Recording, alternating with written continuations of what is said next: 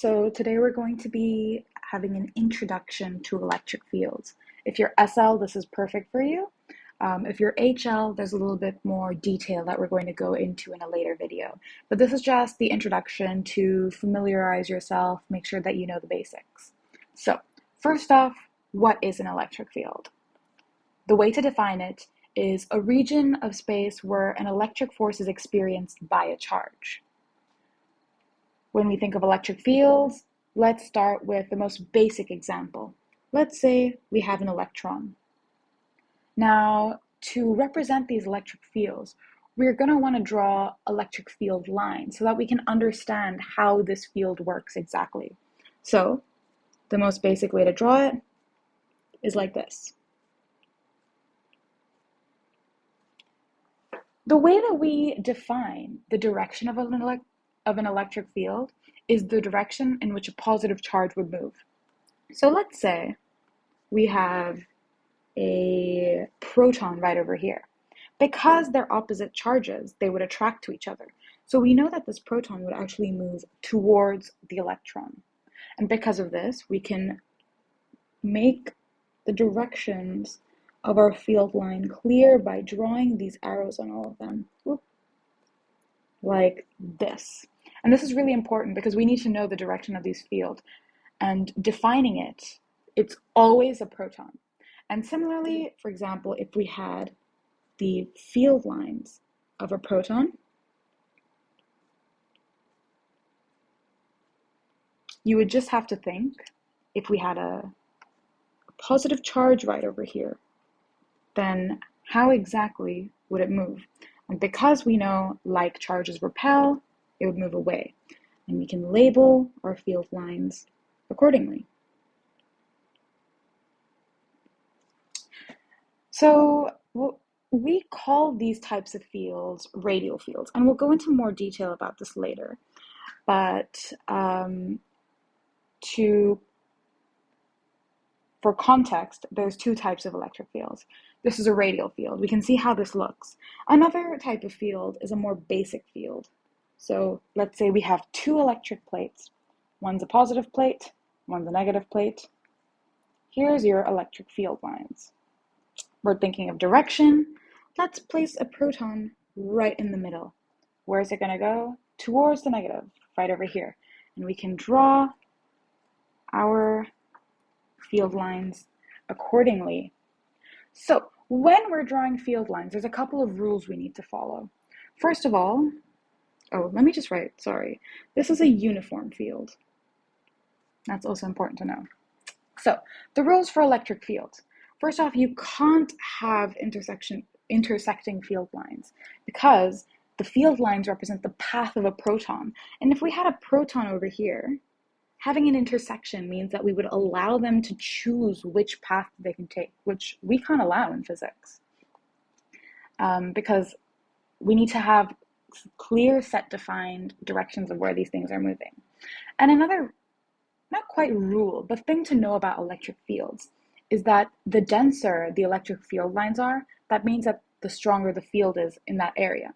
So when we look at these radial fields, we'll actually see closer to the electron or the proton. Well, let's put this over here. Closer to the electron and the proton, our field lines are closer together. But when they're over here, they're a lot further. And this is everywhere around. Same thing over here.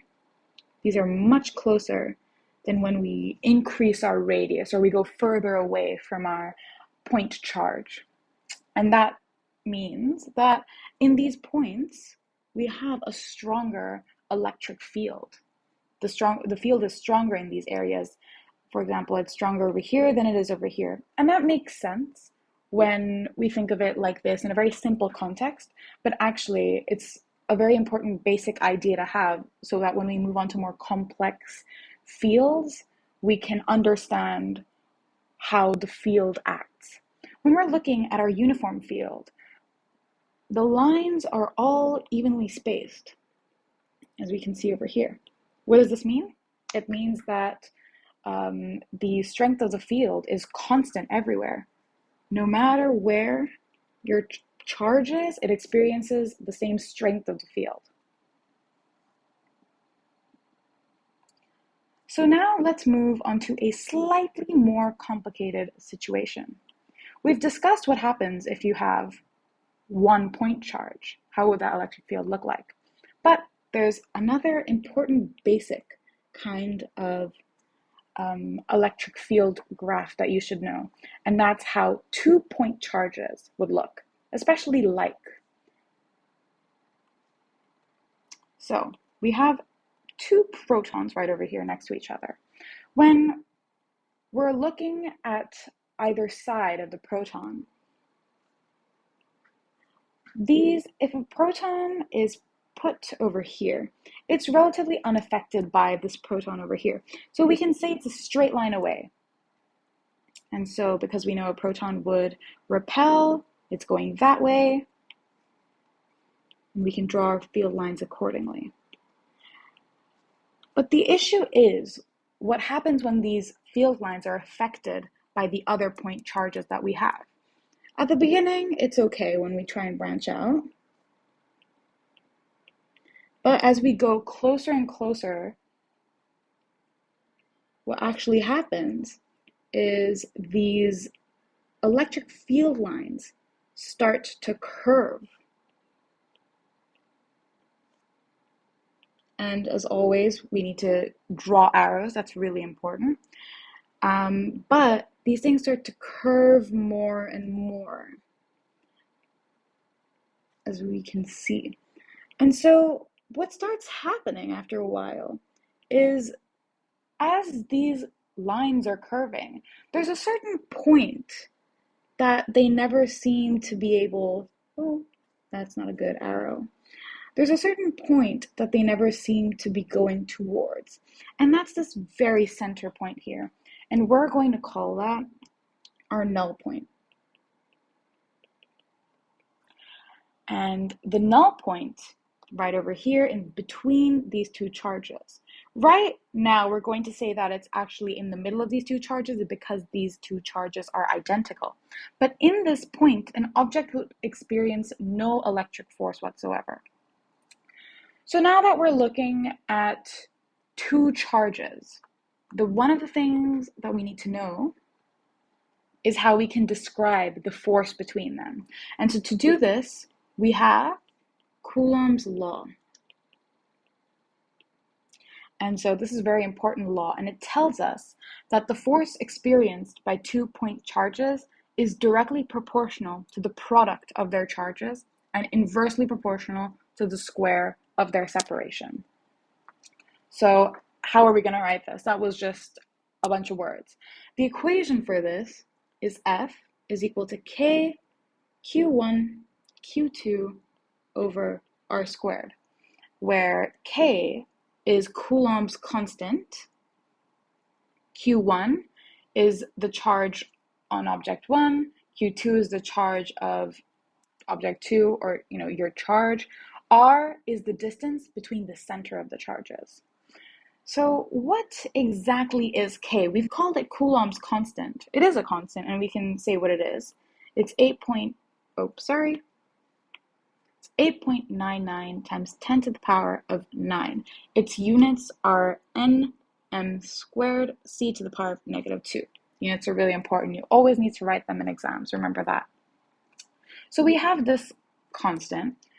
There is a way to find this constant, and actually K is defined by 1 over 4 pi e epsilon 0. What is epsilon 0? So this is about a little bit of context. You're very likely not going to be examined on this or tested on this. This is just for a bit of background information. E is actually permittivity.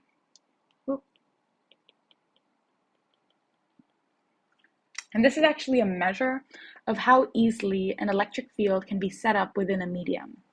So a high permittivity reduces the electric field. And it's a good property to know because it's the property of a medium to understand how easily forces between charges can transmit through it. And so when we say E0, That's the permittivity of free space or a vacuum.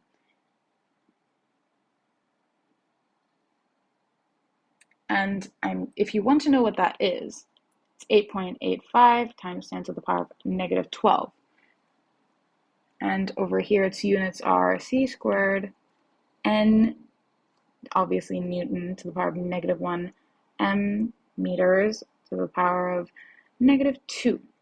Obviously, you can write them like this as well, but it seems like in general, IB prefers this notation, but they're the same, so don't worry about it too much. Now, we've talked about electric field strength over here with how dense the lines are and how it affects a charge in that area. But we can go into a little bit more detail about that. So let's talk about electric field strength.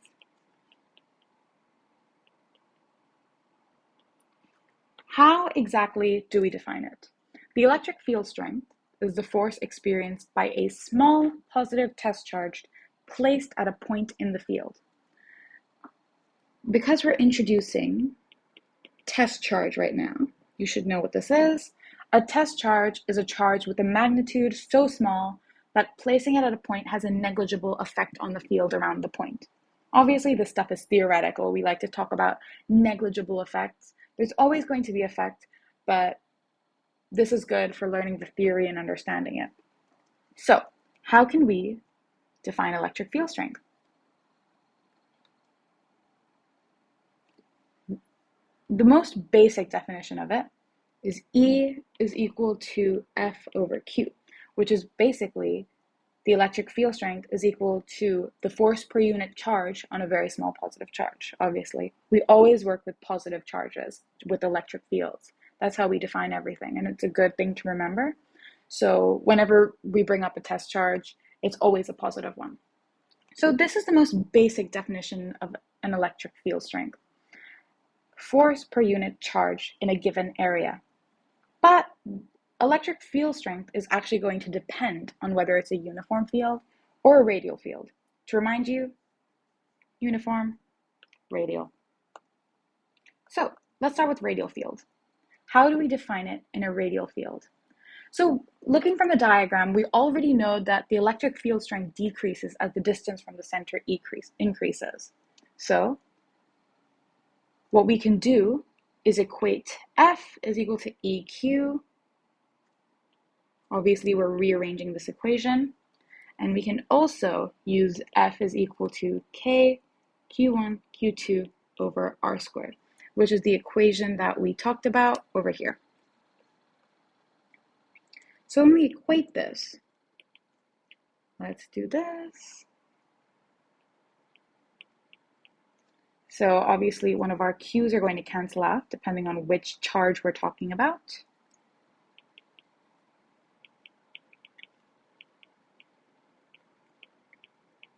And this is the formula that we have for radial field.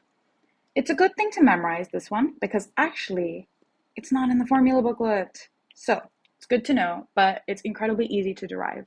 So as long as you know how to derive it, you'll be fine. And so this is basically telling us that the electric field strength is inversely proportional to the distance squared. How can we draw this on a graph? It's physics. Always have graphs. It's the easiest way to understand. So we're going to have a line here, and this is basically going to be our sphere. So our sphere is basically the radius of the charge itself. This is the point where you're basically touching its surface. We have E and we have R. How would this look? So, because we know that E is inversely proportional to R squared, it's going to look something like this. Oh, that was sketchy.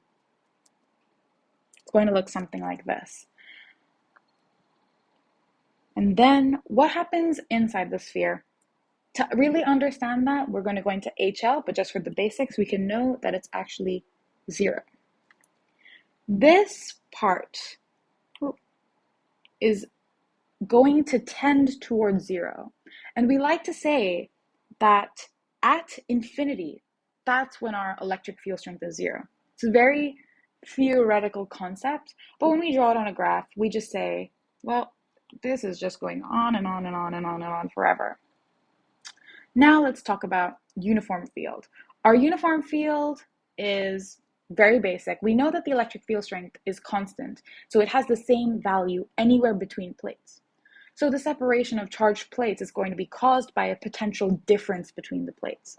So the easiest way to say this is E is equal to V over D, which basically means where E is obviously our electrical field strength and V is the potential difference, D is the distance between them. And so this is quite simple. This isn't in the formula book either, but it's quite intuitive. And especially when we're looking at this diagram, let's say this was 5 coulombs, this was -3 coulombs. We know our PD is going to be 8. If this was, let's say, 2 meters, then we know that our electric field strength is going to be 8 over 2, 4. Straight, simple. Uniform fields are quite easy to work with. Radial is where it gets slightly more complicated, but this is the basic for electric field strength. Hope you understand. Thanks for watching.